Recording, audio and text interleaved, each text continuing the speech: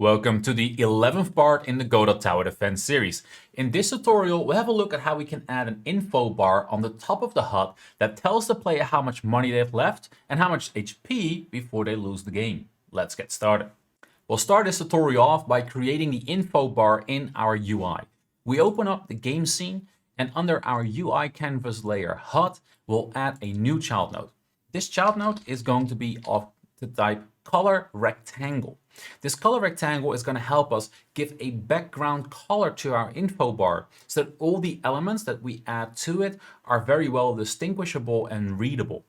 With the color rectangle, we can rename this to info bar, and with the layout, we'll set the layout to top wide. That makes the width of this bar automatically equal to the size of the width of the screen. All we have to do now is add some size in the height, so we'll add a minimum size Y of 60. And there is our bar. Next up, of course, we don't want this to be white. That looks terrible. So we're going to scroll down to the visibility settings here, and we're going to set the self-modulate. Make sure you set self-modulate and not modulate. The difference being is that modulate is a setting that is going to be inherited by every single child that we put in this info bar, while self-modulate only is to this particular node, this color rectangle.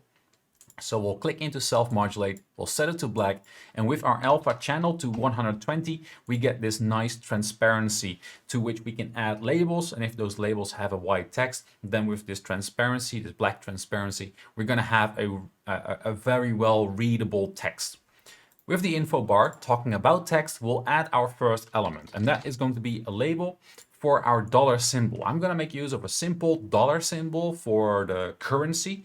If you have a particular texture in mind or a texture available to you that you want to use instead, then use a texture rectangle instead of a label. I'll zoom in a little bit. With this label, I'll rename it to symbol so we know what it is, and I'll add the dollar sign right here. Now we want to set a couple of settings for this label. First of all, the align settings. I want this to align to the right, and I want it to align to the center of the label. Now the label is a little bit on the small side right now, so under the rectangle settings, I'll say that it needs to be 120 wide and it can be the full 60 height of the info bar.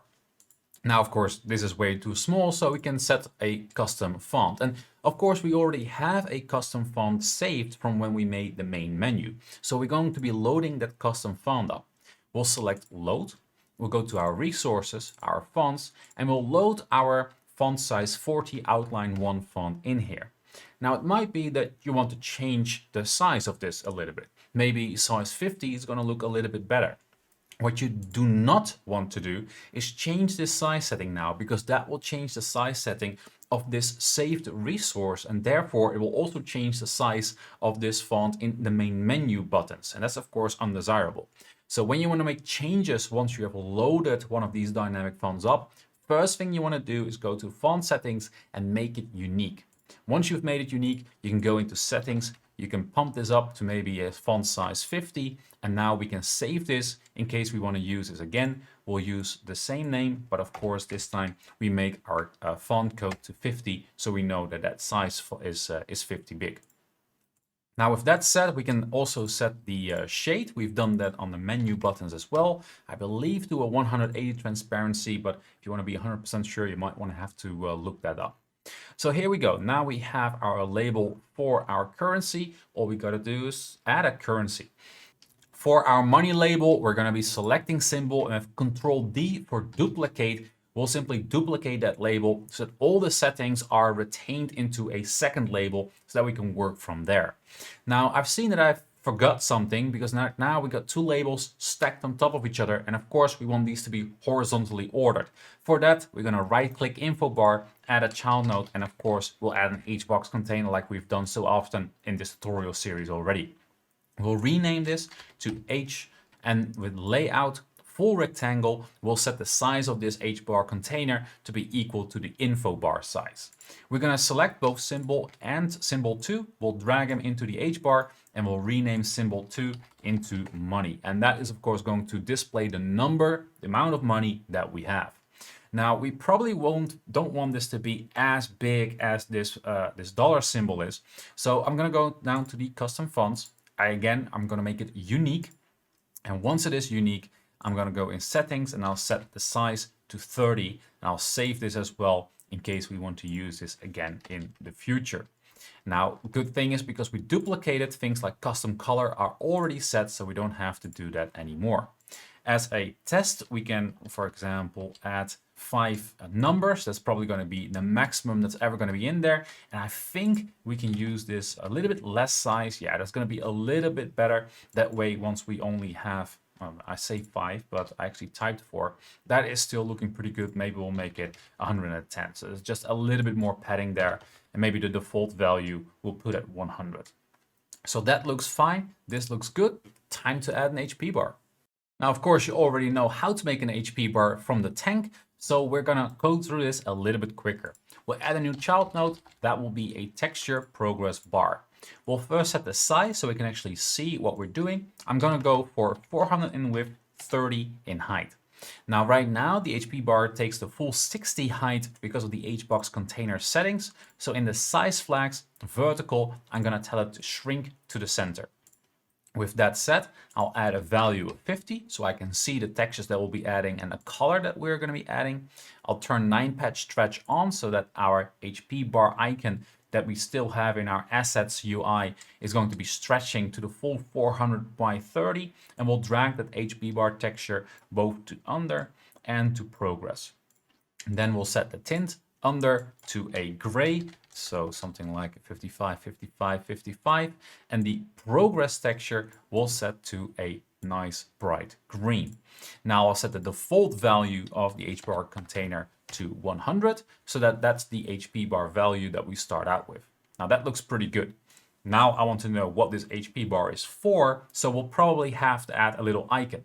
For that icon, I have chosen the home icon that you can find in the game icons pack that we have downloaded from Kenny. So you should already have this icon. Make sure you copy that icon, and I've put it in the icons folder right here under the assets. Now we'll right click the HBar container, we'll add another child node. That will be a texture rectangle.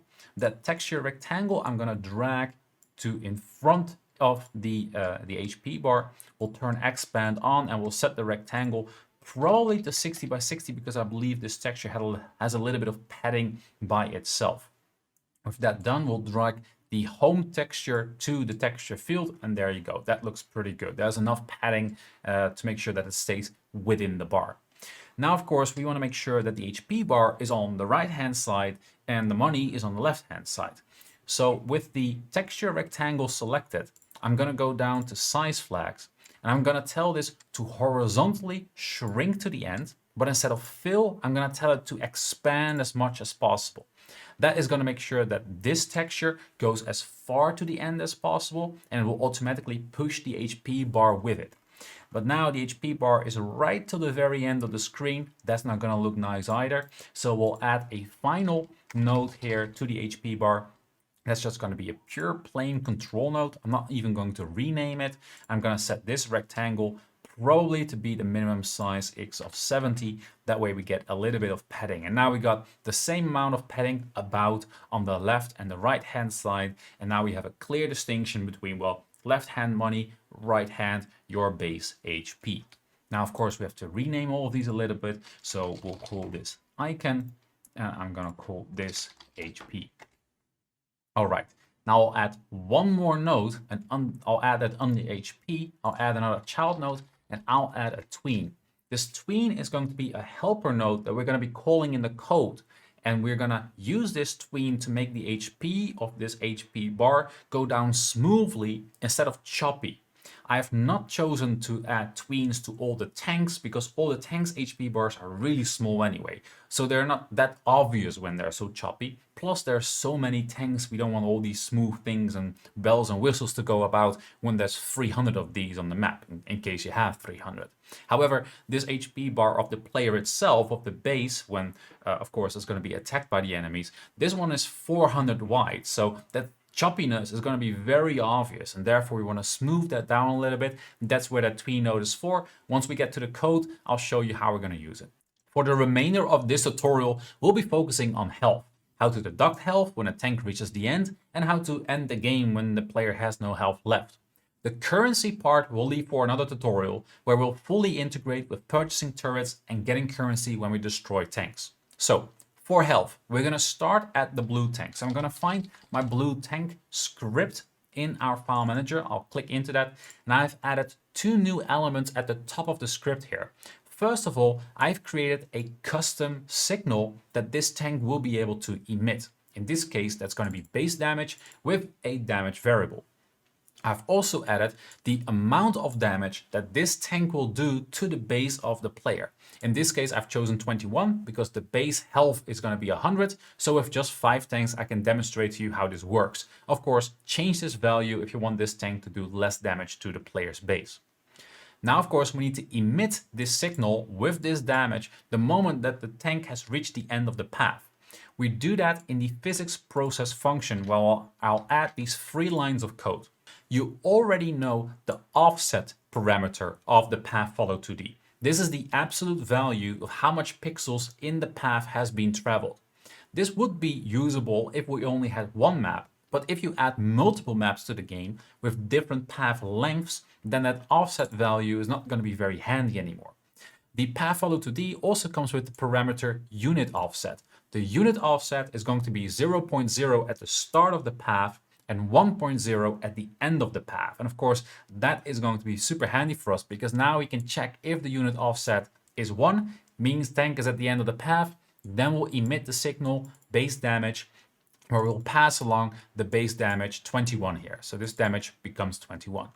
Then we free the tank. I mean, the tank has started, it had went over the path, it has done damage to the base of the player, it has served its purpose. If we weren't to free the tank right here, all those tanks that are crossing the map are going to be clogging at the end of the path, and all they do there is hog the memory of the player's device. And well, that's no use, so we free the tank to get rid of it. Now, of course, we need to connect this signal to the game scene, and then in the game scene we need to make sure that we do something with this base damage. So let's first connect it. I'm going to switch to the game scene, and on the game scene we got to find our spawn enemy function. Here we have our function spawn enemies. Here we have the enemy, the tank that we're instancing. With that instance, we're going to take new enemy, and we're going to be connecting the signal base damage. We'll connect that to self, to this script, and we'll connect it to the function on base damage. Just like that, we have connected that custom signal of the tank to this script so that when it's emitted, this script will receive it and on base damage function will run. The on base damage function is what I've already added right here on the bottom. Before we go into it, I have to show you 2 things I've added to this script. The first one being the base health, 100, as I said. So that is going to keep track of how much health the base of the player has left. And we have another custom signal called game finished, but it's also going to be passing along a result. In this tutorial, we'll only have a look at the result when you've actually lost because the tanks have killed you. But later on, we'll also add victory conditions, and then we can add the result true. Scrolling back down on base damage, we're going to be deducting the damage from the base health. Then we'll check if the base health is smaller or equal to 0, in other words, the player has lost, at which point we emit that signal game finished, with the result false because your base health was 0 or lower. If that's not the case, well, in that case we have to ask the UI to update the health bar, at which point we'll also pass along the new health value, and that's of course where we're going to be programming our tween. To program the HP bar and the tween, we of course have to switch to our UI script. Switching there, first pay attention to the top new elements here, the HP bar and HP bar tween, which are an easy node reference to the texture progress bar and the tween that we have added underneath the texture progress bar. Scrolling down, I'll paste in the code that we need. Of course, our game scene was calling the function update health bar, passing along the new base health. You'll see a commented out line here. You don't have to add this line yourself. This line is only here to help me explain you how to set up the interpolate property function of the tween, because that takes a lot of parameters, can be quite complex. So this is probably going to help you a little bit to follow along what's actually happening. When we interpolate the property, that basically means that with the tween, we can interpolate a parameter or property of any node that's currently in the scene tree. So it's not an interpolation of a property of the tween itself. The tween is a helper node that helps us interpolate a parameter outside of the tween. What we basically do is we have to push along the node of which we want to change a parameter, the name of the parameter, the starting value of that parameter, the ending value of that parameter, the duration over which this interpolation has to take place, the transition type, and the easing type. So once we set that up, we get the HP bar tween interpolate property. We want to interpolate a property on the HP bar, that's the easy node reference to the texture progress bar. The parameter that we want to change is the value, and I've actually got the HP bar open right here in the inspector. The value is what we've always been setting to make the HP bar go up and down. The starting value is the current value of the HP bar, because once one tank has already damaged the base of the player, then if the second tank damages us, we want to start this interpolation to where we have basically left off with the last damage. That way we don't always interpolate from the full 100%, but to wherever the HP bar currently is. The ending value is the base health that's passed along into this function. We're going to be interpolating over 0.1 second. And for our tweens, our transition type is going to be translinear and the easing type is ease in out. Now you can look up in the documentation what these transition types and easing types exactly are, but what's much easier is if you simply go to your browser and you browse Godot tween cheat sheet.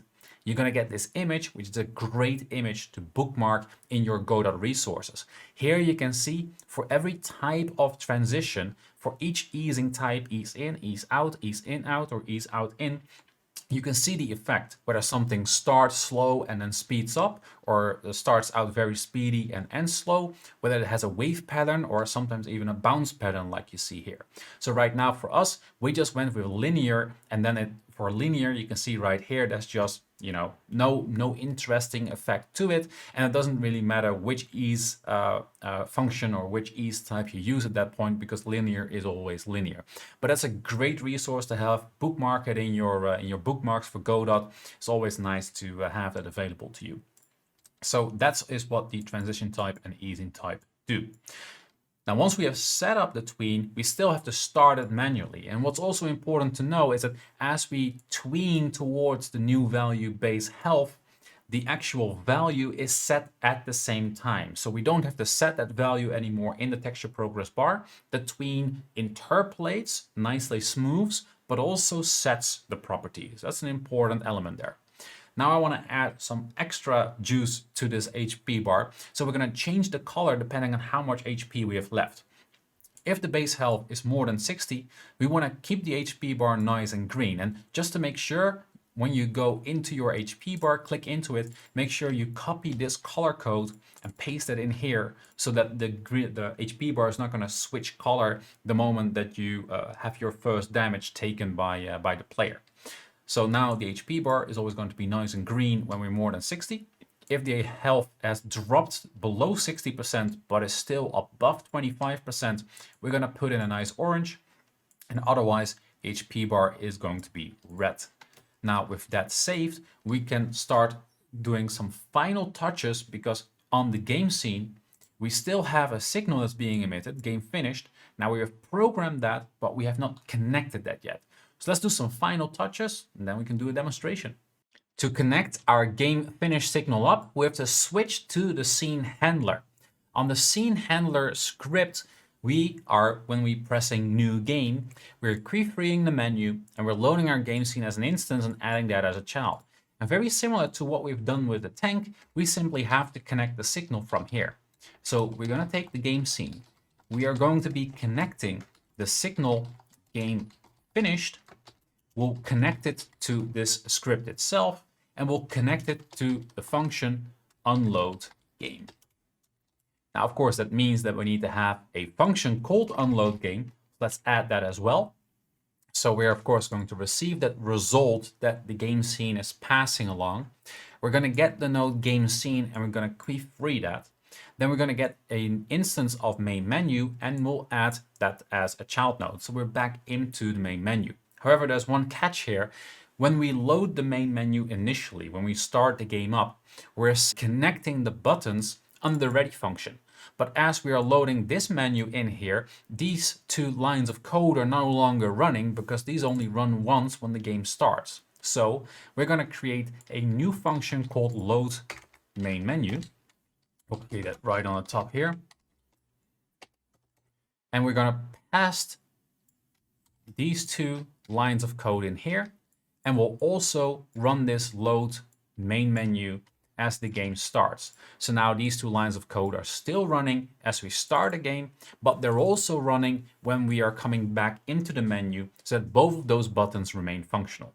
Now we can start the game and show you how this works. So much for a demonstration. Just tried it, didn't work. I made one very small error. I had a lowercase b here instead of an uppercase B. That of course broke the path. So do make sure under your UI script that those paths are correct. Also under the game scene, in the retrieve away function, I've added 3 more tanks, each 1 second apart. This of course to make sure that we do a total of 5 times 21, 105 damage to test whether the code that we've just programmed is actually working.